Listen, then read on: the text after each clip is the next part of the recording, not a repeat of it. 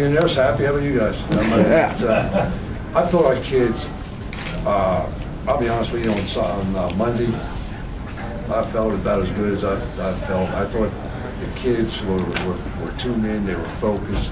You know, we talked about focus and preparation for the first 3 days. Don't let emotion get too much at you because of the rivalry.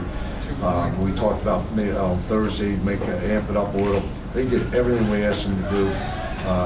You know, I thought Coach Ryan put a video out on Saturday this morning, which I think really showed everybody in that room how much this rivalry means to everybody.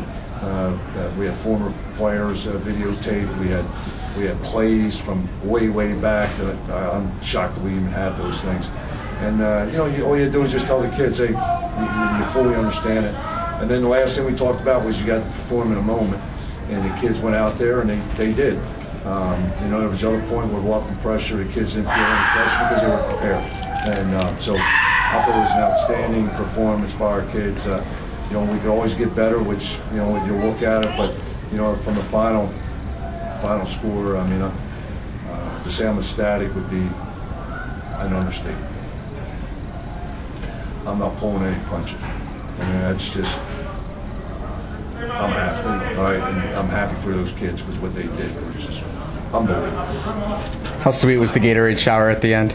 Yeah, that's only my second one. That was pretty nice there, and you know, I'm not expecting it, and you know, I hope to have a few more. But it's just to see the kids, even when things, you know, we screwed up a couple things in there, we kind of let them have 7 points on offense again. You know, Alex, I got it. Don't worry about it. You know, you just walk away, and you know that's what he's going to do. I'd asked you earlier in the week. I said something about how getting the win today, getting that monkey off your back, and you said there was pressure on every single game. But this has got to feel sweet.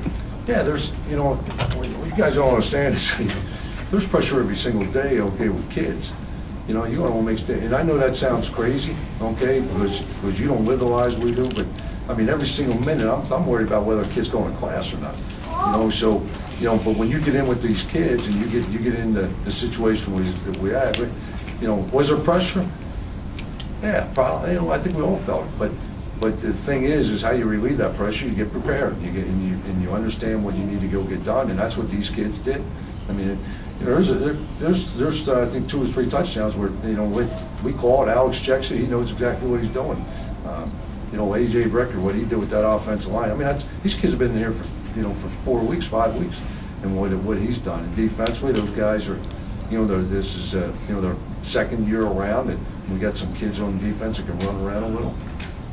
Can you talk a little bit about the performances of Alex and Jordan specifically?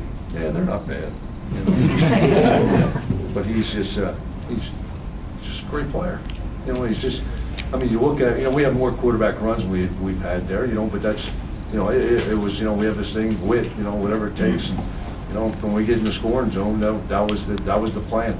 You know, we use him, get one more extra blocker in there, and then you get a couple other things what he did, and in Jordan White, I give the kid a lot of credit because I'll be honest with you, on Monday and Tuesday I wasn't feeling real good, you know, with him being able to contribute. I feel real good about those other guys, but you know, on Wednesday, all of a sudden, he just started feeling a lot better. Thursday, he felt pretty good, and Friday, he was ready to go. Even Caleb Ravenel, you know, he got out there and he contributed. You know, which I think he practiced 2 days. I wasn't expecting him to be out there, but you know, in this rivalry and with the way those kids, the peer pressure, they were all ready to go. How about Aaron Winchester too? Yeah, it's great, isn't it? You know, you always, that's a great story, you know, with him going over there, everybody, he's too small, you know, the kid, you know what, he's too tough, that's what he is. And he, you know, he goes out there, he gets a sack fumble, it's 21-0, and he goes down and gets the sack fumble there, makes a big play in the corner of the end zone. You know, if you're gonna go out there and ask for one kid who's, you know, tough, he's gonna be the top of my list. And you know, I just think that's great. I think he gives those guys on the other side a little bit of a mentality, and which is exactly what we thought he would do. Is that more no huddle than you guys have used in a while? I mean, you mentioned the tempo bothering Michigan a couple weeks ago. Is that something that you kind of realize this team can do well? No, we kind of, you know, that's kind of how we do it. You know, sometimes we get ourselves in a little bit of issues, you know, with personnel, but yeah, that's kind of how we play. Musman was, you know, I mean, it looked like he was not feeling great. Yeah, his shoulder. You know, we'll see what happens. I'm not sure. You talked about Brandt making his first start. Yeah, Des Bozeman had his knee got a little screwed up and wasn't be able to. You know, we just didn't practice much this week. You know, and I just don't think when a guy practices a whole lot, he's not normally very effective. So we started Devin. Des got in some packages. We limited what he had to do, and Devin Brandt's a pretty good player. And, you know, when you look out there, Donna Salzar had a big third down. You know, another true freshman. 2 weeks ago, we were thinking about redshirting him. You know, Atkins goes in there, and I thought he played really well for a freshman. You know, and I think there's guys out there. There's speed out there. That's the one thing I think you see over the other side. Was there an exhale at any point? When it went 0-0-0 and that Gatorade bath went on there, it's you know, it's I wouldn't recommend that, you know, to people, but it's about that time. You know, that's why, you know, you got to keep scoring. You got to keep throwing, you know, because I'll be honest with you, sit on there and you've gone through so many of these games, and you hear so many stories out there that you never want to take the pedal off the metal, because I've been involved in 3 of them, and where it just, you know, you don't have enough points, and you know, you hear from the alumni, you know, you hear stories all the time there. So you know, until that says 0-0-0, it's time to go home. We'll figure it out from there. Talk about a little bit what it means to start off in the MAC 1-0. Great. You know, I think it's you know, now we got 2 weeks against a Big Ten and Big East opponent. You know, we got to straighten out some things there, and we, you know, and again, we're going down there to win. You know, in Illinois, I don't, you know, it's not like, oh, you know, we had a great win, okay, and just shut it down. We got to keep getting better. You know, and there's some mistakes out there we got to go fix. You know, we'll do a better job there. Oh golly, how about that catch? I told him the last number 12 hours catch like that, it was my college team. But and he kind of looked at me and he didn't get the joke, but Alex did. But I wore number 12, by the way. But I mean, he's just so steady. I mean, he gets guys lined up. He's just so, I mean, so valuable. You know, people don't understand. You know, with him is, you know, he's not going to have the, you know, the numbers, but he just does. And then he comes up with big catches. Coach, is there any word on Paul Hazel? Is that okay? He's okay. He went right back in. All right. Yeah.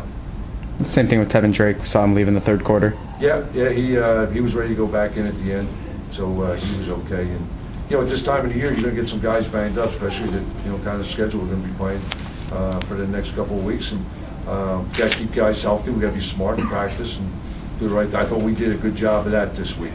You know, I asked the kids to be physical on Tuesday. You know, we tapered off a little Wednesday, be physical, and then Thursday we went out and what we call shocks. Because I thought at that point they were ready. They didn't need to hit anyone. They were ready to go.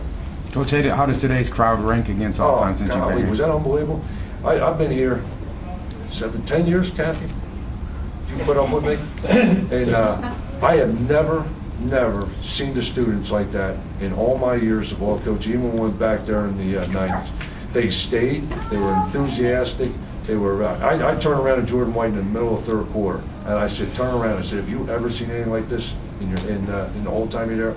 And he just said, "No." They were unbelievable, and I give everybody on campus credit for that. And I'm talking about the administration up there, the athletic administration, those 4 guys, you know, that dress up in WMU. They go out there and they work to get those guys. I think our kids. You know, we went to freshman orientation. We had a tunnel for the freshman students coming in, and it's all paying. I mean, that one there was, you know, besides the game, that was probably my second greatest pleasure to see, you know, how this whole student body turned out. Talk a little bit about the performance of the defense today. They went 7 quarters without allowing a point until finally the fourth quarter today. Yeah, it's. They're playing, like I said, they're buying into it, and I think the coaches on that side are really, you know, they're taking complex and they're making it simple for the kids. So and then the kids are playing hard. The other good thing is, you know, we play 8 guys up front, and in the secondary, you know, same thing. You're seeing a lot of different guys playing back there, and they're all playing hard. They're all going 100 miles an hour. And I told them, I said, you know, it's if you play 3 plays, It's like the Cubs game. Okay. The lights went out on Central. Okay. But anyway, they, we're just playing a ton of kids. And I told them, I said, if you play 3 hard plays, that's all you have to play. Why play 8 plays and take plays off?